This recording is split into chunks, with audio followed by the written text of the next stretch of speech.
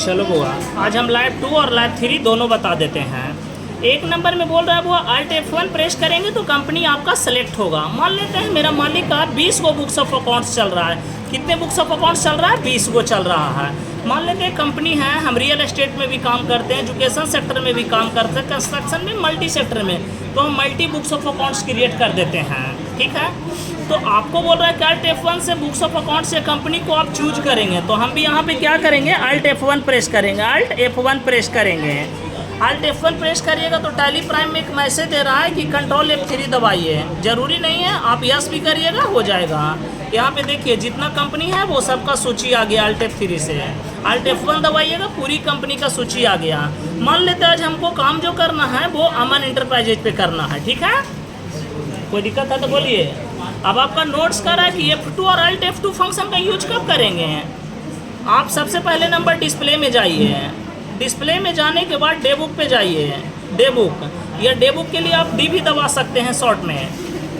उसके बाद हम क्या करेंगे? अगर एक दिन का हमको रिपोर्ट प्रिंट करना है तो F2 प्रेस करेंगे, डेट मांगेगा, इंटर प्रेस करेंगे। कोई दिक्कत है तो बोलिए। फिर Alt F2 प्रेस करेंगे। Alt F2 मान लेते हैं हमारे बॉस को कहना है या हमारे ऑफिसर को कहना है कि आप 1 अगस्त से लेके 5 अगस्त में एंट्री छोड़ दिए हैं, मतलब सस्पिशन है कि छूटा है, मिसिंग हुआ है, तो आप Alt F2 प्रेस करेंगे। एक सर्टेन डेट मांग रहा है कि 1 अगस्त से 5 अगस्त में आपका छूटा है, तो वो डेट डाल दीजिएगा। ये डेट सिर्फ कब लेगा? लाइसेंस में लेगा, एजुकेशनल में कभी नहीं लेगा। लाइसेंस में चाहे वो सिंगल यूजर है या मल्टी यूजर। अब मान लेते हैं हमको 1 अगस्त से 5 अगस्त का ही डे बुक चाहिए, तो डी से डिस्प्ले और डी से डे बुक, यानी 2 बार डी दबाएंगे। Alt F2 दबाएंगे, हमको 1 अगस्त से 15 अगस्त का डेटा चाहिए, तो 1 अगस्त से 15 अगस्त तक हम डालेंगे। सिर्फ 15 दिन का ही डे बुक में डेटा आएगा। कोई प्रॉब्लम है तो बोलिए, तब आगे बढ़ेंगे। बढ़ें। आपका नोट्स कर रहा है कि Alt F3 से क्रिएट कंपनी। मान लेते हैं खुदा न खास आपको कंपनी एक और बनाना है या बुक्स ऑफ अकाउंट्स और क्रिएट करना है, तो आप कंपनी में जाइएगा या Alt के साथ आप K प्रेस करिए। क्या करें? Alt के साथ K प्रेस करिए। अब यहाँ से फॉर्म को भर लीजिए। किस नाम? मान लेते हैं रियल एस्टेट में हम काम करते हैं, तो नालंदा इन्फोटेक रियल एस्टेट कर लीजिए। तो ऐसे करके बुक्स, मान लेते हैं हम कोई प्रोजेक्ट भी लिए हुए हैं नल जल का, तो नालंदा इन्फोटेक नल जल प्रोजेक्ट करके कर लीजिए। तो इस प्रकार से बुक्स ऑफ अकाउंट्स में हम अकाउंटिंग, जरूरी नहीं है कि एक कंपनी एक सेक्टर में ही काम करेगा। एक कंपनी है तो 10 सेक्टर में वो काम कर सकता है। कोई दिक्कत है?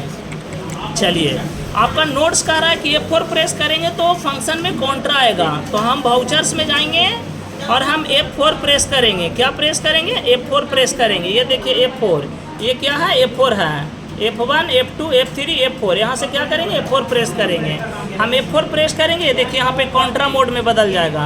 F5 प्रेस करेंगे, पेमेंट मोड में आपको बदल जाएगा। तो ये फंक्शन को बारी बारी से चेक कर लीजिएगा। F7 से जर्नल आएगा, F8 से आपको सेल बिल आएगा, F9 से परचेज आएगा।